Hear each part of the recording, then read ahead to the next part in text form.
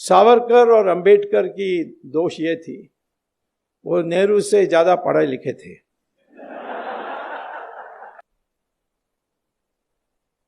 अब जवाहरलाल नेहरू का प्रॉब्लम क्या था, वो गए थे लंदन, फिर वहां से कैम्ब्रिज में जाकर दाखिल की, एडमिशन ली और फिर फेल हो गए।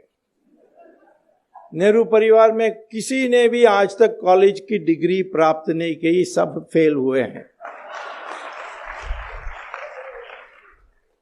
एक बार सोनिया ने लिख दी अपने इलेक्शन एफिडेविट में कि studied in the university of Cambridge and got a degree in English. मैंने फिर जब वहाँ गया था लेक्चर देने के लिए कैम्ब्रिज यूनिवर्सिटी में, मैंने पूछा कि कैसे स्टूडेंट थी, उन्होंने कहा यहाँ स्टूडेंट कभी नहीं थी। मैंने कहा लिख कर दोगे, लिख कर दिया। उस समय मनोहर जोशी स्पीकर थे, तो मैंने उनको दिया कि देखिए इन्होंने ऐसा किया, तुम्हारे लोकसभा हुज हू में भी यही बात लिखी है, तो उनको पूछो।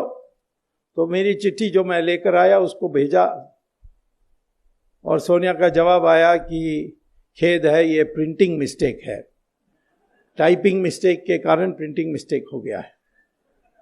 तो साहब मनोज जोशी ने पूछा अब क्या करें, मैंने कहा इसको Guinness book of world record को भेज दो, longest typing mistake in history. कभी टाइपिंग मिस्टेक हो सकती है, studied in the university of Cambridge and got a degree in English, ये टाइपिंग मिस्टेक हो सकता है। राहुल गांधी का भी ऐसे ही है, फेल फेल फेल। प्रियंका भी जीसस मैरी कॉलेज में फेल, इंदिरा गांधी भी फेल, जवाहरलाल नेहरू भी फेल, उसके आगे मैं पहले नहीं जानता हूं क्या थे।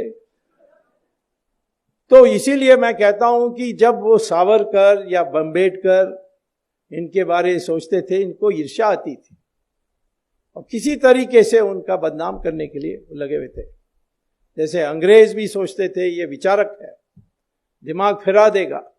जो मकौले ने देश में, हमारे देश में हीन भावना पैदा की, वो हीन भावना को ये हटा देंगे और फिर लोग खड़े हो जाएंगे। सुभाष चंद्र बोस के डर में अंग्रेज छोड़कर गए। ये किसने कहा? जिस प्राइम मिनिस्टर ने इंडियन इंडिपेंडेंस एक्ट पेश की थी पार्लियामेंट में, क्लेमेंट एटली, उन्होंने खुलेआम कहा था, क्योंकि अंग्रेजों का पहले से तय था, 200 साल से कई बार लिख चुके थे कि जिस दिन ये देश के, हिंदुस्तान के लोग खड़े हो जाएंगे लड़ने के लिए, उस दिन हमें छोड़कर जाना पड़ेगा। और खास तौर पर जब मिलिट्री विद्रोह करेगी तो हम एक दिन भी नहीं रहना चाहिए। क्योंकि पहली बार जब Robert Clive battle of Plassey जीतने के बाद मुर्शिदाबाद में जुलूस निकाल के गए, तो 5 लाख लोग इकट्ठे हुए, सब ने गुलाब की फूल उसकी पथ में डाली।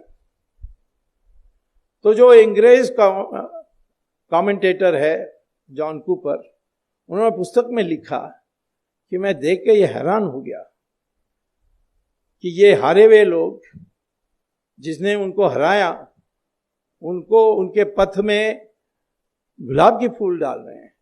यदि इन 5 लाख लोग पत्थर उठा के फेंकते तो क्लाइव का नाम और निशाना कभी होता नहीं। और जब इस हिंदुस्तान में लोगों की मंशा बदलेगी, उस दिन अंग्रेजों को बोरी बिस्तर बांध करके तुरंत छोड़कर चले जाना चाहिए। और यही हुआ जब सुभाष चंद्र बोस की जो INA आई हमारे हिंदुस्तान में, उसकी असर सब पर पड़ी और विद्रोह हुआ, नेवी का विद्रोह हुआ, जबलपुर से आर्मी में रिवोल्ट हुआ, पूना से लोग निकले जुलूस निकाल के, तो सारे देश में एक आर्मी का विद्रोह दिखाई पड़ा 1940 में। उस समय उन्होंने ये तय किया कि अब जाएंगे, और महात्मा गांधी ने एक बड़ा संगठन बना दिया। महात्मा गांधी की जो कंट्रीब्यूशन है कोई कम नहीं कर सकता। उन्होंने जो कांग्रेस पार्टी सिर्फ कॉकटेल पार्टी जैसे थी, उसको बढ़ाकर उन्होंने मास बेस्ड पार्टी किया था। कुछ भी सिद्धांत हो, कितने भी गलत हो, परंतु उन्होंने एक मास बेस्ड ऑर्गेनाइजेशन तैयार किया और अंग्रेजों को विश्वास था कि ये हमारी पीछा ना करेंगे और इसीलिए पावर इनको देकर चले जाएं। गांधी ने सारे पीसीसी प्रेसिडेंट को बुलाई और कहा कि किसको बनाना चाहिए कांग्रेस प्रेसिडेंट, क्योंकि वही बनने वाला था प्राइम मिनिस्टर। तो 15 में 14 ने कहा सरदार पटेल, एक ने गांधी के पटाभी सीतारामन ने कहा कि जवाहरलाल नेहरू को बनाना चाहिए। और गांधी ने सरदार पटेल को कहा तुम मत बनो, जवाहरलाल नेहरू के लिए कंसीड कर दो।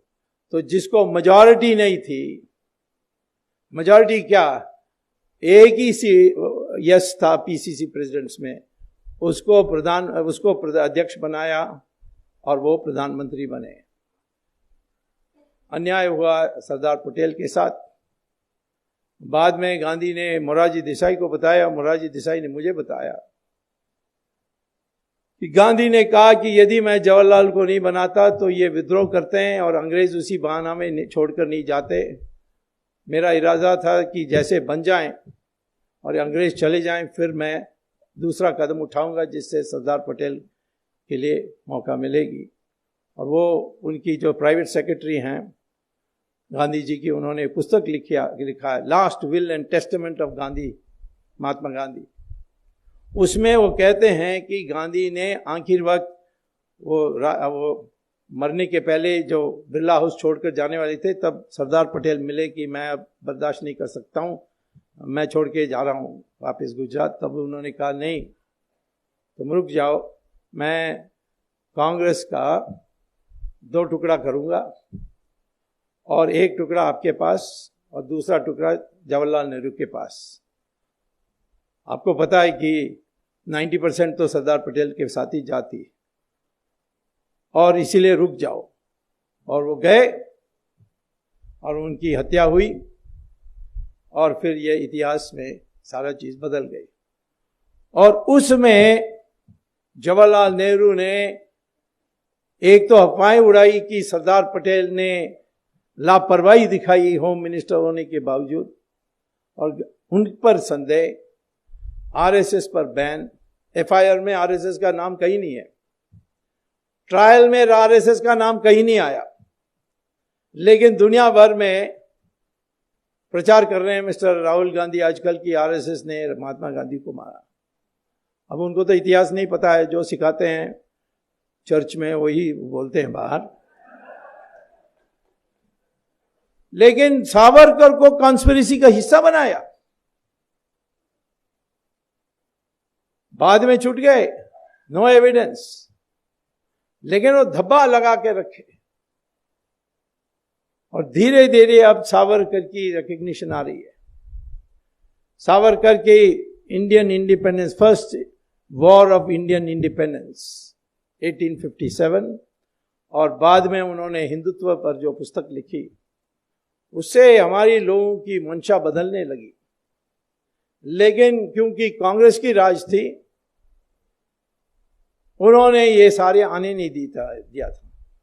उन्होंने सोचा कि यदि हिंदू इकट्ठा हो जाएंगे तो फिर हम कभी चुनाव नहीं जीत सकते, क्योंकि हिंदू को विभाजित करो जात पर, प्रांत पर, भाषा पर, और अल्पमत को